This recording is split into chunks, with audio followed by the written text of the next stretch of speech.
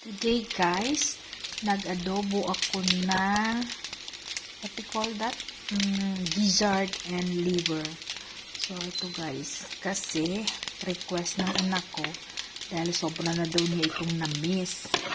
Actually guys, kami lang ang kakain nito kasi ang asawa ko, sila dito guys, hindi kasi sila kumakain ng lamang loob.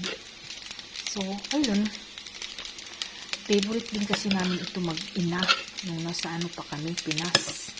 Kaya nung pumunta kami ng market, nakita namin ang liver and gizzard. So, ayun, bumili kami agad ng liver and gizzard. And ito guys, gi-adobo ko, super sarap. Ang daming sili nilagay ko para mas masarap siya pag maraming sili.